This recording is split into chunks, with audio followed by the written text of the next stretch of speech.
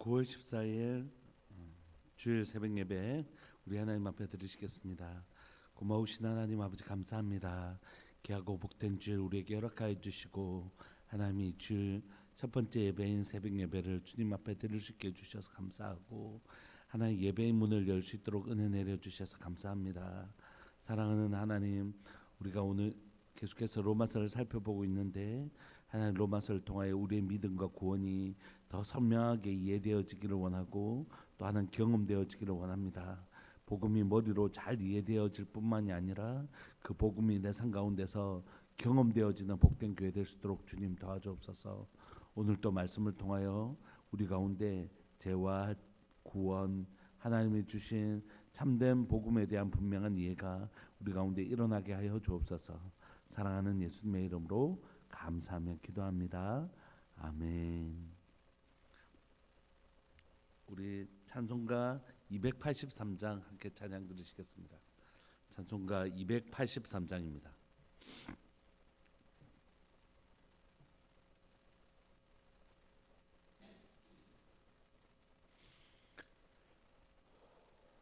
찬송가 283장. 나 속죄함을 받은 후 한없는 기쁨을 다 헤아릴 수 없어서 늘 찬송합니다. 나 속죄받은 후 나 속죄받은 후 주를 찬미하겠네. 나 속죄받은 후 주의 이름 찬미하겠네. 나 속죄함을 받은 후 내 마음이 새로워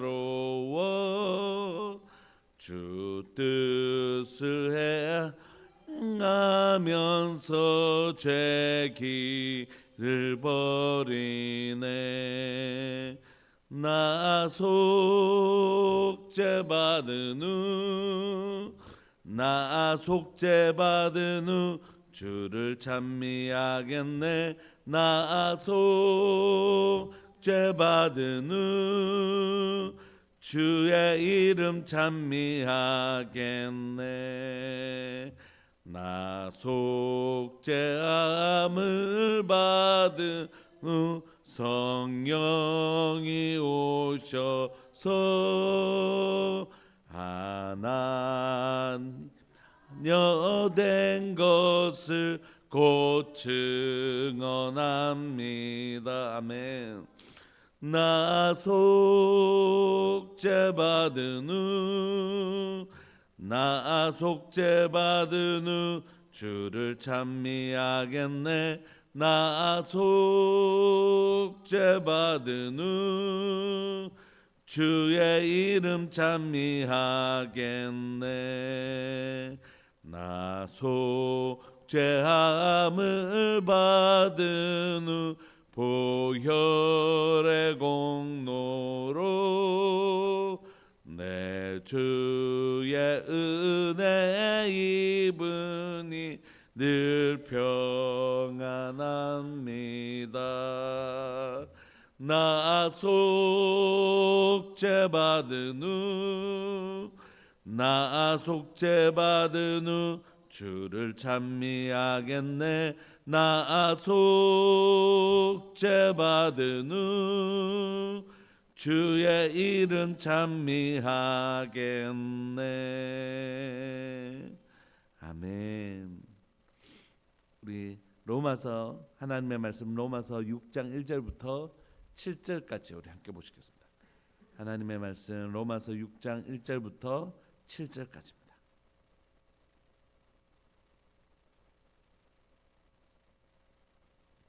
우리 합독하실까요? 1절부터 7절까지 시작. 그런즉 우리가 무슨 말을 하리요? 은혜를 더하게 하려고 죄에 거하겠느냐? 그럴 수 없느니라. 죄에 대하여 죽은 우리가 어찌 그 가운데 더 살리요? 무릇 예수 그리스도 예수와 합하여 세례를 받은 우리는 그의 죽으심과 합하여 세례를 받은 줄을 알지 못하느냐. 그러므로 우리가 그의 죽으심과 합하여 세례를 받음으로 그와 함께 장사되었나니 이는 아버지의 영광으로 말미암아 그리스도를 죽은 자 가운데서 살리신과 같이 우리로 또한 새 생명 가운데서 행하게 하려 함이라. 만일 우리가 그의 죽으심과 같은 모양으로 연합한 자가 되었으면 또한 그의 부활과 같은 모양으로 연합한 자도 되리라. 우리가 알거니와 우리의 옛사람이 예수와 함께 십자가에 못 박힌 것은 죄의 몸이 죽어 다시는 우리가 죄에게 종노릇하지 아니하려 함이니 이는 죽은 자가 죄에서 벗어나 의롭다 하심을 얻었음이라. 아멘. 오늘 우리는 로마서 6장을 살펴보게 될 텐데 1절에 그런즉 이렇게 접속사가 있으니까 앞의 내용하고 연결되는 내용이에요. 그래서 우리가 어제 토요일 날은 우리 영상으로만 우리가 큐티를 하는데 그래서 6장을 한번 잠시 5장을 한번 살펴볼 필요가 있습니다. 여러분 로마서 5장을 잠시만 펴시면 20절에 로마서 19절 5장 19절 20절 21절을 제가 좀 천천히 읽을 텐데 한 사람이 순종하지 아니함으로 즉 아담으로 인하여 많은 사람이 죄인 된 것 같이 한 사람이 순종하심으로 예수 그리스도께서 순종하심으로 십자가에 죽기까지 순종하심으로 많은 사람이 의인이 된 거죠. 이제 우리는 예수 그리스도를 믿음으로 죄에서 사유함을 받습니다. 그런데 20절에 보시면 율법과 그러면 이 십자가는 어떤 관련성이 있는가? 구원과 관련해서 구원이라는 측면에서 율법이 들어온 것은 범죄를 더하게 하려 함이라. 그럼 율법이 온 것은 이 구절을 잘못 읽으면 율법은 우리로 죄를 더 짓게 하려고 온 것인가? 그런 뜻이 아니고 율법이 들어온 건 죄를 더하게 하려, 범죄를 더하게 하려는 것은 내가 죄인인 것을 깨닫게 하는 것. 나는 전에는 죄인인 줄 몰랐는데 율법을 보니까 이것도 잘못된 거네 라고 하는 죄가 더해지는. 전에는 내가 죄가 없다고 생각했는데 율법을 보니까 내 죄가 많구나. 이렇게 율법이 우리를 죄를 범하게 만드는 것이 아니라 죄가 있다는 것을 깨닫게 하는 그런 의미죠. 그러므로 여러분 죄가 더한 곳에 은혜가 더욱 넘쳤나니 이건 뭐냐면 그러면 이제 내가 죄를 많이 지으면 많이 용서받으니까 죄를 많이 지어야 되겠네 이런 뜻이 아니라는 것이에요. 여러분 율법이 들어온 건 내가 죄인이구나라는 걸 깨닫는 것이고 여러분 나는 죄인이 아니에요. 근데 용서받는 게 무슨 의미가 있고 그게 무슨 감격이 있겠어요. 예수님을 믿지 아니한 사람들에게 복음을 전할 때 당신은 죄인입니다. 난 죄인 아니다. 난 죄 안 졌다. 내만큼만 살아라. 그런 사람들에게 예수님이 당신을 용서해. 난 죄도 안 졌는데 무슨 나를 용서해. 그게 은혜가 아니라는 것이에요. 그 사람들에게. 은혜는 반드시 무엇을 전제로 하냐면 내가 진짜 죄인이구나라는 것을 깨달을 때 이 수많은 죄악을 나를 용서해 주셨구나. 그게 은혜가 되는 것이죠. 여러분 제가 건강한데 누군가가 신장 이식시켜 줄게 하면 됐다고 그냥 나는 멀쩡하니까 됐다고 이렇게 얘기하지 않겠습니까? 근데 만약에 어떤 사람이 신장이 상해서 신장 이식이 꼭 필요한 사람이 있는데 그 사람에게 누군가가 당신에게 신장을 이식시켜 주겠다 할 때 그때는 너무 감사합니다. 이건 그보다 더 감사할 수가 없는 것이죠. 죄를 짓지도 않은 사람에게 용서해 주겠다는 게 너를 죄에서부터 건져 주겠다는 게 무슨 그 사람에게 감사와 은혜가 되겠습니까? 그런데 자신이 죄로 인하여 죄 삭은 사망이란 것을 깨달은 사람에게 나는 어떻게 하지 하는 그 절망 속에 있는 사람에게 당신의 죄로부터 건져 주겠습니다 라고 할 때는 그때는 정말 너무 감사하고 큰 은혜가 있는 것이죠. 그러므로 20절은 율법이 들어온 건 범죄하게 하려 함이라, 범죄를 다하게 하려 함이라는 것을 죄를 깨닫게 한다는 뜻이고, 죄를 깨달은 사람들에게 자신 죄인인 것을 깨달은 사람에게 이 복음은 은혜가 되는 것입니다. 은혜가 충만하게 되는 것이죠. 그래서 21절 이는 죄가 사망 안에서 왕노릇한 것 같이 이제 우리로 어떻게 해요? 은혜도 또한 의로 말미암아 왕노릇하여 우리 주 예수 그리스도로 말미암아 영생에 이르게 하려 함이라. 이제 우리는 아담으로부터 들어온 죄가 끊어지고 예수 그리스도로 말미암아 이제 우리 가운데 의가 은혜가 지배하는 삶을 살게 되었다라는 뜻입니다. 그리고 나면 이제 오늘 본문이 들어오는 것이 1절. 그런즉 우리가 무슨 말을 하리요? 은혜를 더하게 하려고 죄에 가겠느냐? 여러분, 로마서가 쓰는 주된 방식은 뭐냐면 먼저 질문을 해요. 무슨 질문이냐면 내가 이렇게 말하면 이렇게 대화를 하는 건 아니잖아요. 서신이니까. 그러면 내가 이런 말하면 너희들 이런 말 하겠지라고 사도 바울이 예상하고 예상 질문을 자기가 먼저 해요. 그리고 그 질문에 대하여 답하는 형식으로 로마서를 풀어가거든요. 그러면 혹시 유대인 중에서는 이런 말 하는 사람이 틀림없이 있을 것이다. 1절. 그런즉 우리가 무슨 말을 하리요? 은혜를 다하게 하려고 죄에 가겠느냐? 이렇게. 무슨 얘기냐면 우리가 은혜를 다하게 하려고 죄 가운데 머물러 있어야 하겠습니까? 이런 질문이. 이런 사람도 있잖아요. 예수님을 믿으면 우리의 모든 죄가 사함을 받습니다. 우리가 우리 죄를 자백하면 저는 미쁘시고 위로사 우리 죄를 사시며 모든 불에서 우리를 깨끗하게 하십니다. 그러면 예수님을 믿지도 않는 사람들은 이렇게 얘기할 때가 있잖아요. 그럼 제 마음대로 지도 되겠네. 기도하면 다 용서받는 거 이거. 이런 식으로. 그런 질문을 할 거라는 거죠. 그러면 은혜를 더하게 죄를 지은 사람에게는 죄를 용서받는 은혜가 늘 있으니까 내가 그냥 죄를 지어도 기도하고 회개하고 하면 하나님이 다 용서해 주시는데 그럼 죄를 지을 때마다 하나님의 은혜 감사하고 막 그런 거 아닌가? 그러니까 너희 그 유대인들이 사도 바울 네 말대로 하면 이 사람은 계속 죄를 지어도 괜찮고 죄를 짓는 것에 대하여 부담감도 없겠네. 어차피 또 용서해 주실 건데 뭐 이런 말 하는 사람이 있을 거라는 거죠. 근데 그게 말이 되냐 이렇게 얘기합니다. 여러분 이런 질문을 하는 사람들이 뭐냐면 유대인들이었고 또한 나중에 하면 영지주의자들이 이런 질문들을 해요. 이렇게 주장해요. 우리의 영문은 깨끗하니까 영은 절대 더럽혀지지 않는다.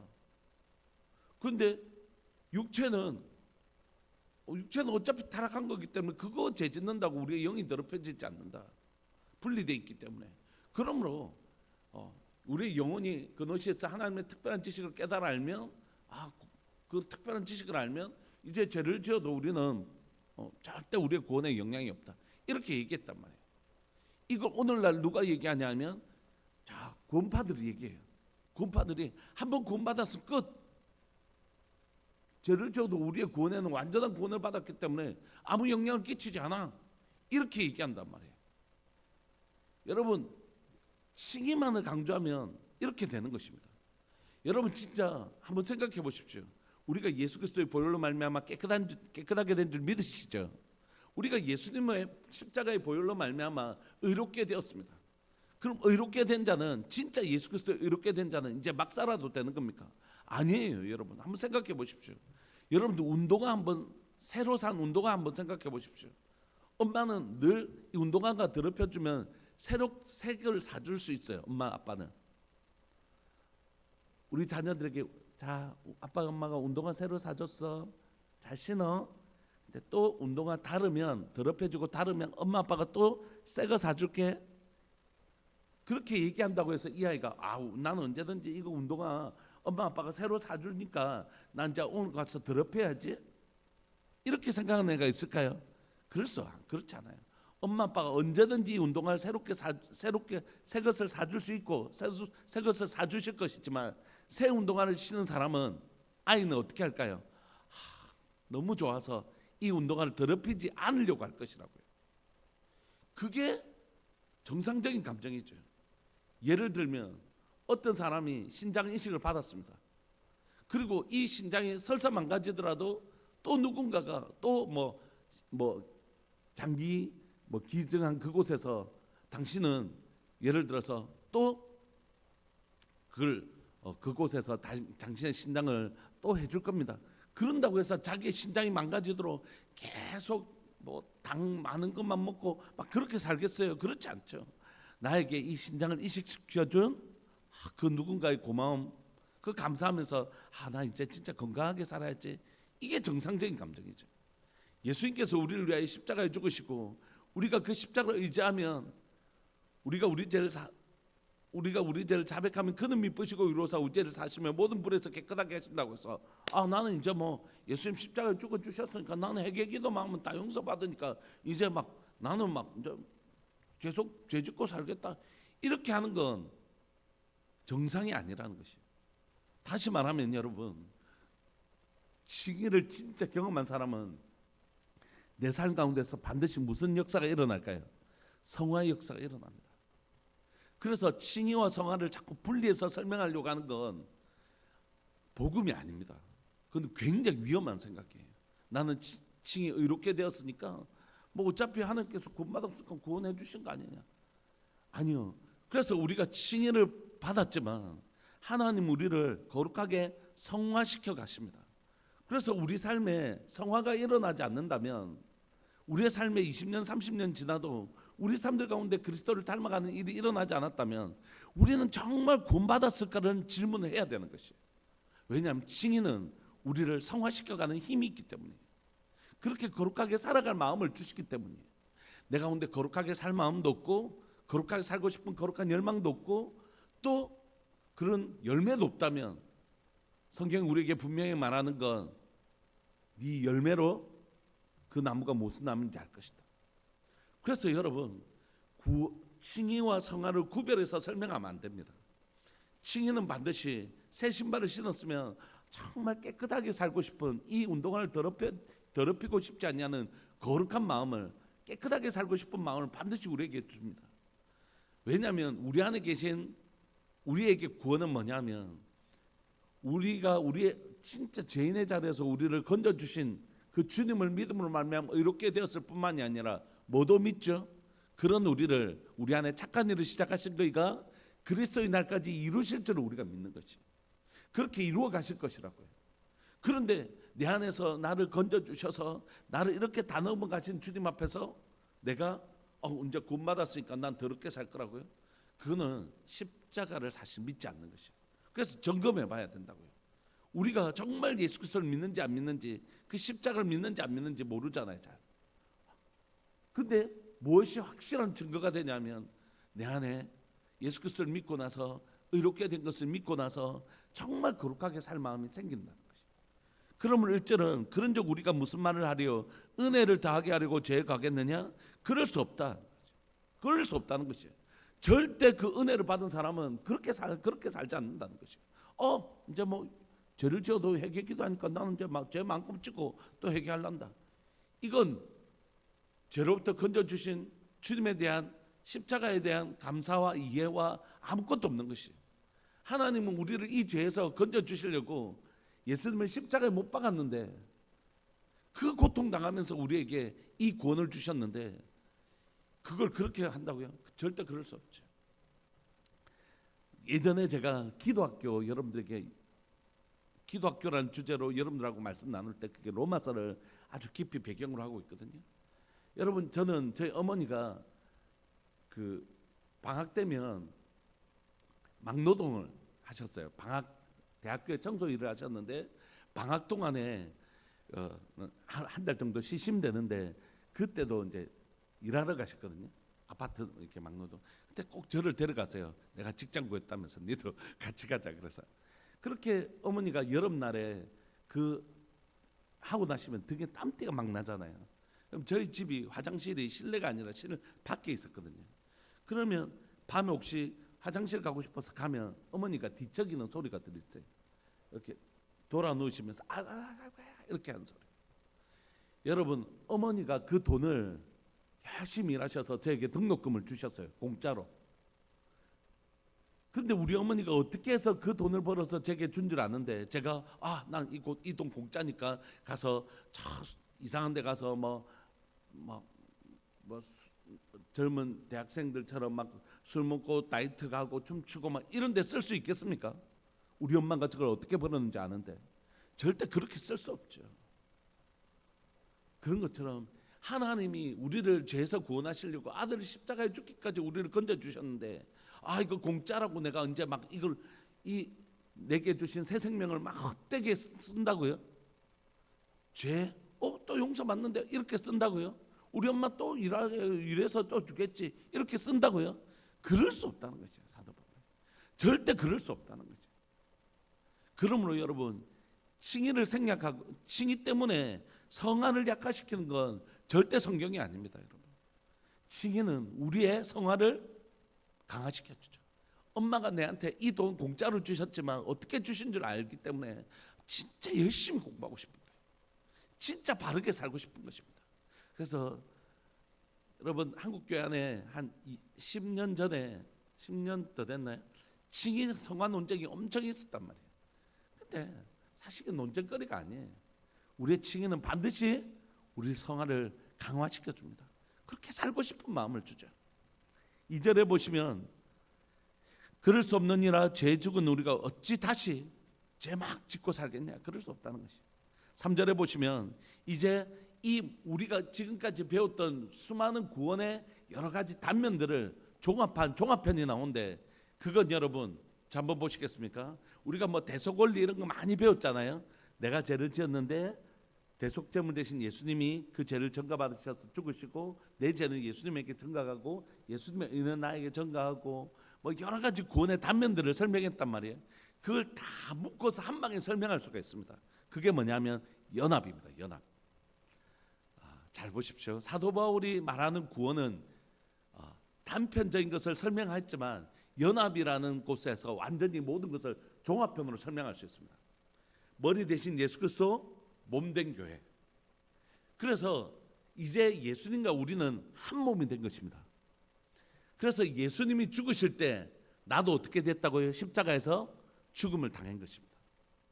그러면 예수님 부활하실 때 나도 부활을 경험한 것이죠. 만약에 예수님이 부활하시지 않았으면 우리의 부활도 없는 것이에요. 왜냐하면 나는 죄에 대해서 그냥 예수 그리스도와 함께 죽은 것입니다. 근데 예수님이 부활하셨기 때문에 나도 예수 그리스도와 함께 부활한 것이에요.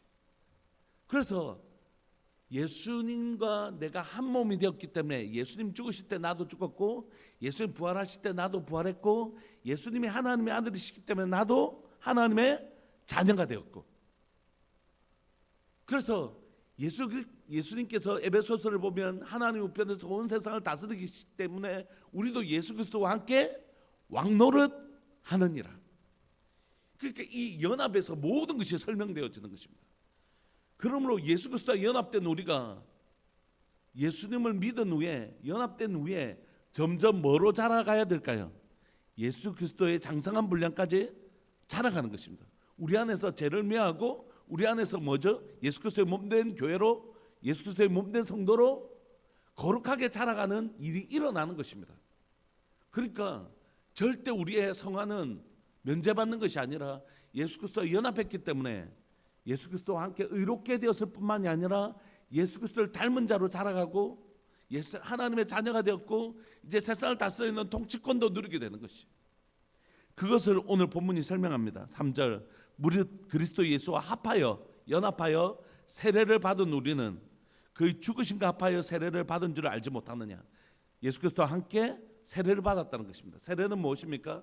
물속에 푹 담기는 죽음, 십자가의 죽음, 그다음 다시 건져냄 부활을 의미하는 행위가 바로 세례잖아요.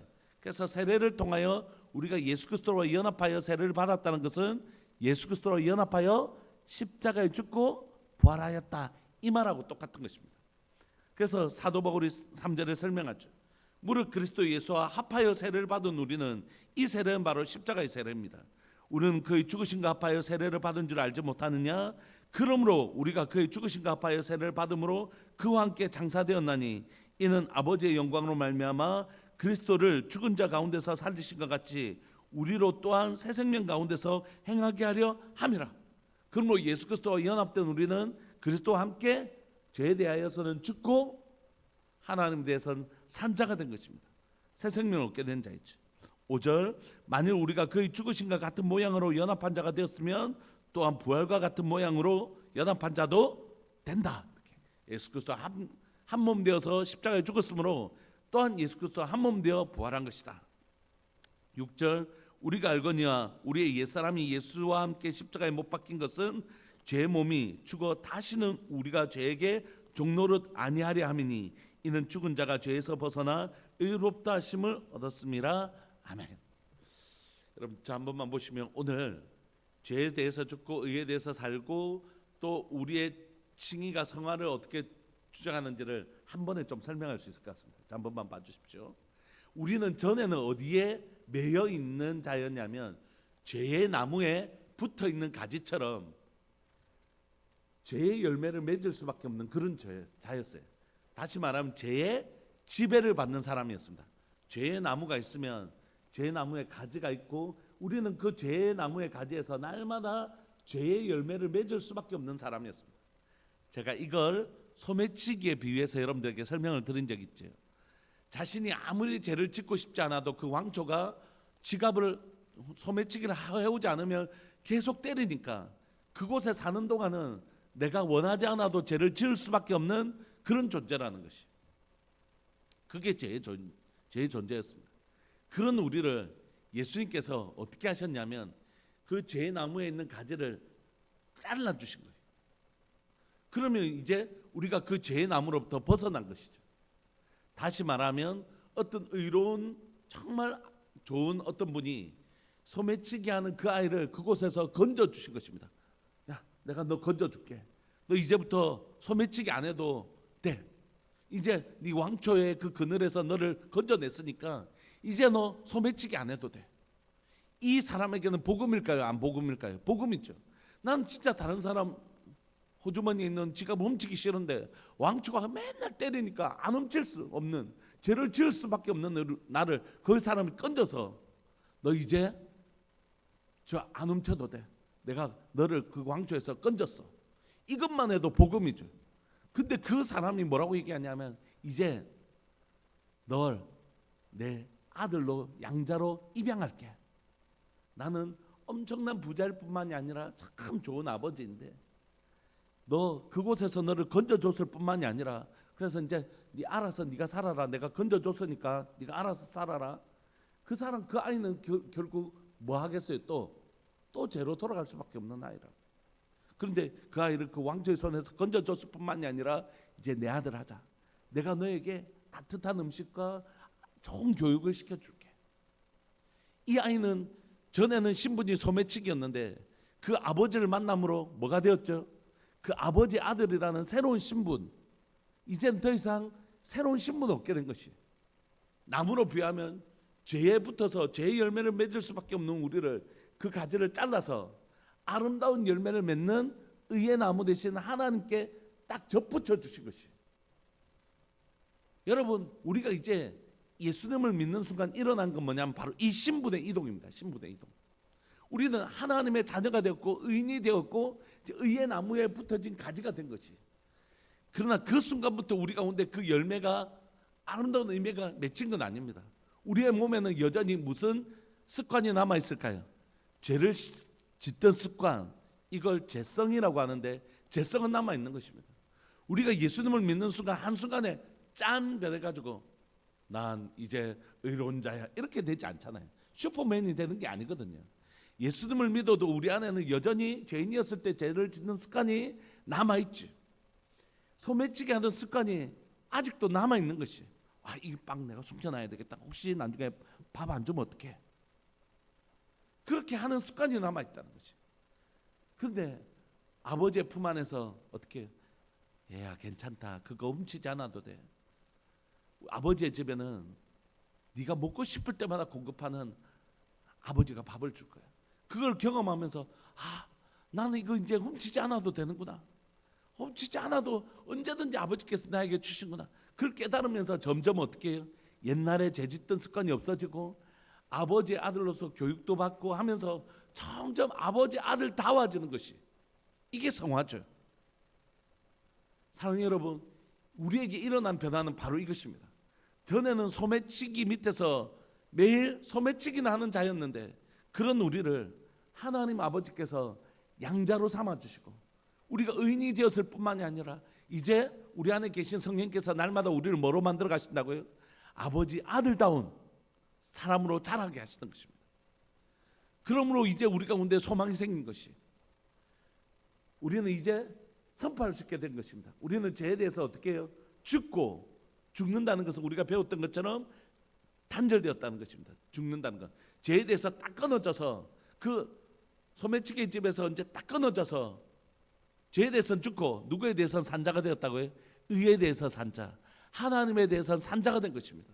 이제 우리는 그 아버지의 아들이 되었고 아버지의 의의 나무에 접붙인 가지가 된 것이에요.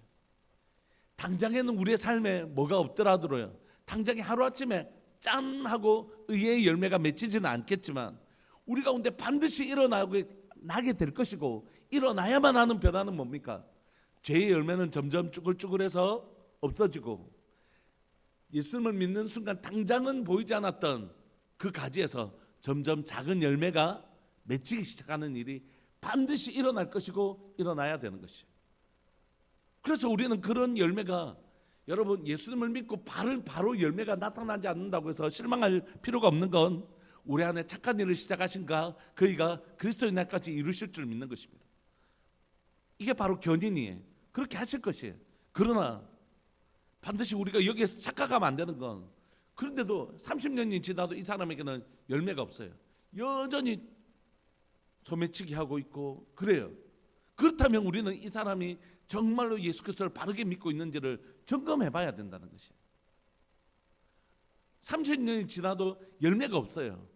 의의 열매가 하나님의 백성으로 변화되고 죄를 싫어하고 하나님의 백성으로 자라가려고 하는 마음이 없고 하나님의 성품으로 변화되는 것이 없어요. 그렇다면 이건 점검해 봐야 된다는 뜻이에요. 말씀을 마무리하고 싶습니다. 여러분, 우리가 예수 그리스도를 믿음으로 고백한 순간 우리는 누가 되었냐면 하나님의 자녀가 되는 권세를 주셨습니다. 우리는 이제 더 이상 죄의 종노릇하지 아니하고 의의 지배를 받는 하나님의 자녀가 되었습니다. 우리는 더 이상 죄의 나무에 있는 가지가 아니라 그것을 끊고 죄에 대해서는 죽고 의의 나무에 접붙임 받은 자가 되었습니다. 그러므로 여러분, 누가 나를 묻는다면 이렇게 대답해 주십시오. 나는 죄인이었으나 의인된 자입니다. 우리를 이렇게 소개합시다. 예수 그리스도를 만나기 전에는 죄인이었으나 예수 그리스도를 믿음으로 의롭게 된 자입니다. 나는 그리고 하나님의 자녀가 되었습니다. 그리고 내 안에 계신 성령님은 나에게 어떻게 만들어 가실 것이라고요? 내 안에 착한 일을 시작하신 그이가 그리스도의 날까지 이루어 가실 것이고, 나는 죄에 대해 죄 열매는 계속 죽고 의의 열매가 자라가는 그런 존재가 될 것입니다. 그리고 그 열매로 우리 주님을, 이 열매라는 건 성령의 9가지 열매처럼 사실 성품의 변화거든요. 진짜 그 사람 안에 사역의 열매가 아니에요. 성령의 9가지 열매는 다 성품의 열매잖아요. 예수 그리스도를 보여주는 열매잖아요.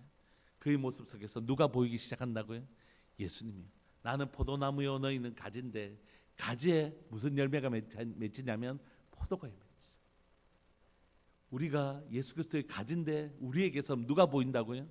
예수님이 보이기 시작합니다. 그게 바로 하나님이 꿈꾸시는 아름다운 변화와 성숙입니다.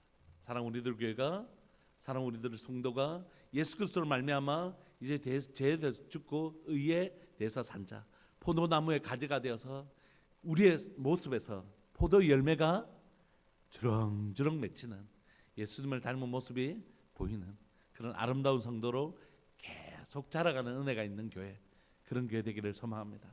우리 사랑하는 주님의 이름을 부르시면서 하나님, 내 삶 가운데 새 일을 행하신 주님을 찬양합니다. 죄에 대해서 죽고 의에 대해서 산 자가 된 것을 인하여 감사합니다. 이제 주님, 내 삶에 하나님 예수님이 포도나무신데 내 삶에 그 포도가 주렁주렁 맺히는 예수님을 닮은 하나님의 사람으로부터 계속해서 변화되어져 가고 자라가는 은혜를 주십시오. 이렇게 기도하시고, 또 사랑하는 오늘 주일인데 주일 예배 가운데 주님, 이제 하나님과 화목하게 되었으니 하나님과 친밀하게 교제를 누리는 복된 은혜를 우리에게 허락하여 주십시오. 우리 사랑하는 주님의 이름을 크게 부르시면서 우리 기도하면서 나갑시다. 기도하시겠습니다. 주여, 살아계신 하나님 아버지, 역사하시는 하나님 감사합니다. 오늘 이 새벽에 로마서의 말씀을 통하여 우리가 예수 그리스도와 연합한 자가 된 것을 인하여 감사합니다. 죄에 대해서는 죽고 이제 우리는 예수 그리스도와 연합한 자가 되었습니다. 하나님이여, 악의 죄의 나무에서는 끊어진 바 됐고 의의 나무에 연합한 자가 되었습니다. 예수 그리스도와 함께 십자가에 죽었고 예수 그리스도와 함께 부활했음을 고백합니다. 이제 우리는 죄에 대해서는 죽고 의에 대해서 산자가 되었고 죄에 대해서는 죽고 하나님에 대해서는 산자가 되었습니다.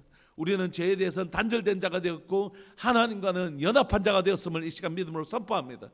하나님, 우리는 이제 죄인이 아니라 죄와 허물로 죽었던 우리가 아니라 이제 우리는 죄인이 아니라 의인이 되었음을 고백하고 하나님의 자녀가 되었음을 이 시간 선포합니다. 하나님, 우리가 예수 그리스도를 믿기 전에는 죄인이었으나 예수님을 믿음으로 말미암아 의롭게 된 자이고 하나님의 자녀가 되었음을 선포합니다.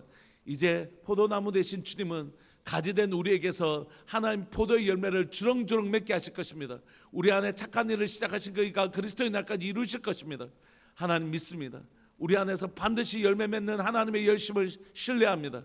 사랑하는 하나님 아버지, 하나님, 우리도 하나님의 이 신앙생활 하면서 우리의 삶들 가운데 맺히는 열매를 볼 수 있도록 주님 도와주옵소서.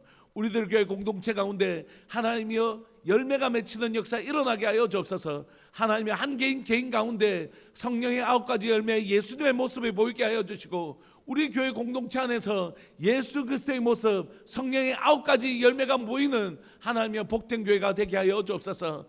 사람들이 우리를 보면서 당신 예수님 참 많이 닮았다, 당신 그리스도인인지 교회 다니는 사람이지, 이렇게 말하는 하나님의 그리스도의 열매가 보이게 하여 주시고 사람들이 저 교회는 진짜 예수님을 믿는 교회야, 예수님 모습이 보여, 하나님 그런 열매가 보이는 교회 될 수 있도록 은혜 내려 주옵소서. 은혜 내려 주옵소서. 은혜 내려 주옵소서. 살아계신 하나님 아버지, 역사하시는 하나님, 사랑은 우리가 이제 죄에 대해서 죽고 의에 대해서 산 자인 것을 다시 선포하며 하나님의 의인이 되었음을 선포하며 하나님의 자녀가 되었음을 선포하며 이제 우리 가운데 아름다운 열매를 맺어가실, 그리고 지금도 맺어가고 계시는 우리 삶들 가운데 하나님의 정말 인격의 거룩한 변화를 일으키고 계시는 사랑하는 주님으로 인하여 감사합니다. 우리 교회가 하나님이 어제보다 오늘 더 아름다운 교회로 변화되어지게 하여 주시고 일주일 전보다 일주일 후가, 한 달 전보다 한 달 후가, 하나님 1년 전보다 1년 후가, 10년 전보다 10년 후에는 훨씬 더 예수님을 많이 닮아있는 아름다운 교회로, 정말 아름다운 공동체로 자라가는 열매가 있는 교회, 열매로 그를 알겠다고 말씀하신 주님, 우리의 열매로 우리가 예수 그리스도의 하나님께 접붙임 받은 하나님의 의의 나무에 접붙임 받은 자인 것을 아는 그런 아름다운 열매로 우리가 어떤 존재인지를 증명해내는 복된 교회 되게 하여 주옵소서. 되게 하여 주옵소서. 주님 감사합니다. 오늘 또 귀한 말씀을 우리에게 들려주시니 감사합니다. 사랑 우리 성도들이 오늘 하나님 이 로마서를 통하여 하나님이여 왜곡된 신앙이 아니라 선명하고 균형 있는 하나님의 말씀을 온전히 아는 그런 성도 될 수 있도록 은혜 내려주셔서 칭의가 성화를 촉진하는, 어머니가 나에게 주신 그 돈으로 말미암아 더 열심히 공부하게 되는 복된 역사 일어나게 하여 주옵소서.